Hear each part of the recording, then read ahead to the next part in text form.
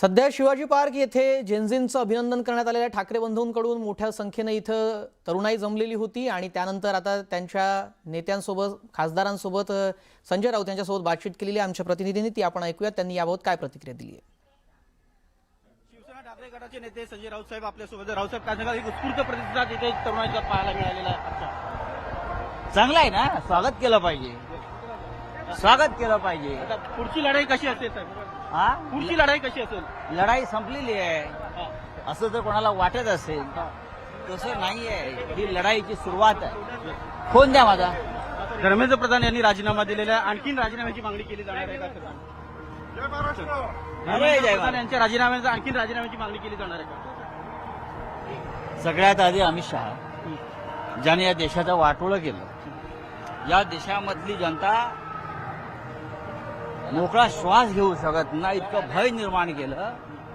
त्याच्यामुळे सगळ्यात आधी सत्तेत बसलेल्या त्या दहशतवादाचा बिमोड करावा लागेल.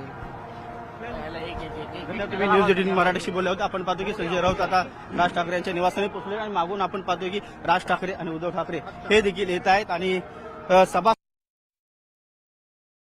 राज ठाकरे यांच्या निवासस्थानाकडे निघालेले आहे. मी ड्युटी केलेली आहे, 15 वर्ष ड्युटी केलेली आहे आणि ते साहेब म्हणतात त्याप्रमाणे ते लोकांना शंका येऊ नये म्हणून मला वाटायचं की साहेब का सर्वजण मला फोन करतायत, भेटून जात आहेत, साहेब का येत नाहीत. पण ते आज त्यांच्या मनातली गोष्ट मला आज कळाली की त्यांच्यावर लोकांनी शंका घेऊ नये की एक त्यांचे नातेवाईक आहेत, त्यांच्या समाजाचे आहेत, या गोष्टीचा सर्व उहापोह होऊ नये कुठे, म्हणून त्यांनी गेले. ते मला साहेब खरंच माझ्या मनात जी शंका होती की मी नेहमी म्हणायचो की सर्वजण मला फोन करतायत, इव्हन बीजेपीचे सुद्धा फोन करा, सर्व माझ्या परिचयातले लोक, पण साहेब का फोन करत नाहीत मला किंवा येत का नाहीत. तर ते त्यांच्या मनातलं जे आज त्यांनी खुलासा केला ते खूप. आणि ते एक तर आमचा समाज काय जास्त मोठा नाही आहे, जास्तीत जास्त 10% सुद्धा आमचा समाज नसेल.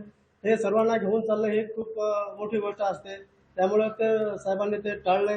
ते खरंच चांगलं केलं सर तुम्ही. आणि माझ्या मुलाने जे काय केलं ते त्याचं एकट्याने केलं नाही, त्याला सपोर्ट करणारा पूर्ण जाती धर्मातले गरीब श्रीमंत हिंदू मुसलमान शीख ह्या सर्व समाजातल्या लोकांनी त्याला मदत केली. त्याच्यामुळे हे त्याला यश मिळाले. असं ते सरकारचे मंत्री आहेत, नातेवाईक झाले, परंतु तुम्हाला सरकारला त्यांच्यामार्फत काही सांगायचंय का अभिजित? सर मी भेट आहे आमची ही सध्याच्या भेट आहे. मी त्यांच्या मतदारसंघामध्ये 15 वर्ष काम केलंय. सरांकडे मी एकही मागणी घेऊन गेलेलो नाही की माझी बदली इथं करा किंवा मला इथून तिकडे द्या किंवा मला माझं प्रमोशन करा किंवा इतर त्याच्या काळजी. उपचाराबद्दल तर ते करतोय ना दिल्लीमध्ये. तो महाराष्ट्रामध्ये आल्याच्या नंतर काही अडचण पडली तर आम्ही त्यांना हक्कानं बोलू शकतो, असं काही नाही. विशेष सुरक्षा असं मागणी सर आता तो त्याच्याशी मला चर्चा करूनच सांगावं लागेल, मला काहीच बोलता येणार नाही त्या दिवशी. अभिजितला या महाराष्ट्रात आल्यानंतर तिथेही सुद्धा त्याला सुरक्षा दिलेली आहे, परंतु आता महाराष्ट्रात आल्यानंतर निश्चित मी मुख्यमंत्र्याला भेटून त्याला सुद्धा सुरक्षता द्यावी. कारण या आंदोलनाचा काही लोकांनी चुकीचा वापर करू नये याची काळजी सरकार निश्चित घेणार आहे.